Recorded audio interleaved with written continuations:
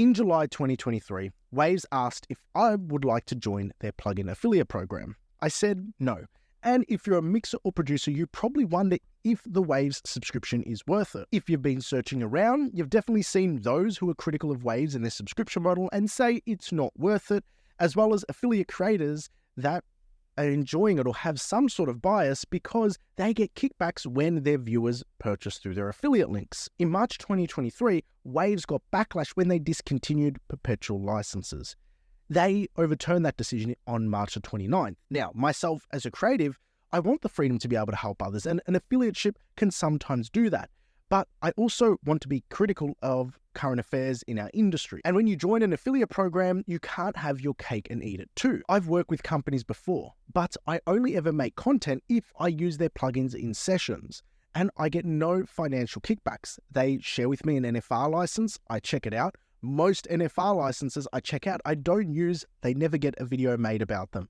But if a plugin I use regularly and it sincerely impresses me, I will. Like the reviews and content I've made around Tone Projects, Odyssey, the Sontech EQ, iZotope, Acustica products. I really enjoyed their products and felt like they were a valuable offer to my viewership. Now, this wasn't the case for Waves plugins when they reached out. I wasn't using their plugins regularly, so I said no. Then let's go to October. I signed a large deal with a hip-hop label to do their whole catalog of mixing over 2024. I've worked with them in the past, and I know when I'm mixing for their artists, there's an overlap between mixing and creatively exploring sounds, references, and effects. I like working effectively with no frills, and the hip-hop and trap scene is flooded with how to artist hip-hop Waves vocal chains and effects on YouTube. In the past, I've been Frankensteining vocal chains with other plugins and tweaking accordingly, so on December the 5th, with no affiliation, with no incentive, I signed up out of my own pocket for a monthly subscription to Waves Creative Access Ultimate. Now, it's been 1 month, and 11 mixers are using Waves Creative Access. And here's my breakdown on using it, the price, and who I think this is actually for. The Studioverse is a great tool to try new sounds when you have a creative block mixing. The CLA kick is probably one of my favorites. If I have an odd or weird sounding kick drum, I need to sort of tweak in a way that's going to work for the mix. It just allows me to explore a different palette of sounds. And if you ever need a specific style of processor, chances are in the Ultimate Bundle, they're going to have it. Craig Bauer shared how he uses Plugin Alliance's Big Al in parallel for his bass. And Waves Red emulates the same hardware Big Al does, so I was able to try that technique and it actually worked really well. There are also so many studio rack chains people share online, and I'm going to shout out a YouTuber, Dexter. Go check out his channel. He is really the GOAT when it comes to hip-hop and trap vocal chains.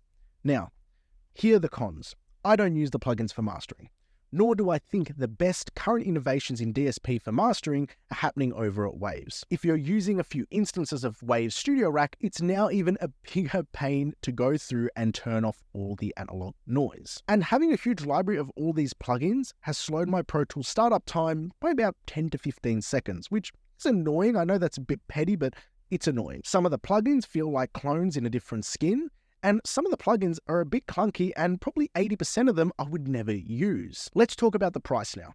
It's $25 USD a month, every month, forever and ever and ever, to have access to these plugins. For a business like mine, this is chump change. It's no issue at all.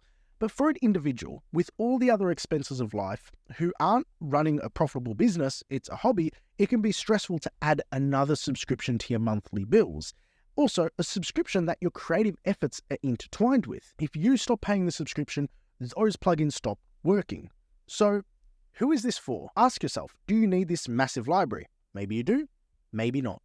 It's not even a necessity for me as a business, it's just a luxury and convenience for workflow on a series of projects over the next 12 months. That said, investing in yourself as an individual is a key part of growing into a career. Is this an investment that will help you grow and improve your output? How much do you value that growth and output in your work? In that case, $25 a month isn't a big ask to have a better growth and output. It's actually pretty cheap if it helps you. Let's deal with the elephant in the room, perpetual licenses. Decide on a plugin by plugin basis, but I wouldn't suggest it's economical to spend $2,500 on the Mercury bundle when that all access plugin is $25 a month. Likewise, there's no need to get into a subscription model for all these plugins if you only need 1 or 2 plugins you can get on sale for $30. And to conclude this, because there are aspects of the Waves Creative Access bundle I've been enjoying and using, make sure you subscribe so you don't miss anything in the interim. I'm going to be planning to do some videos on how I've been using the software, different plugins, and interfacing with it in my sessions, not affiliated. Okay, this will just be me embracing something new that I haven't in the past completely.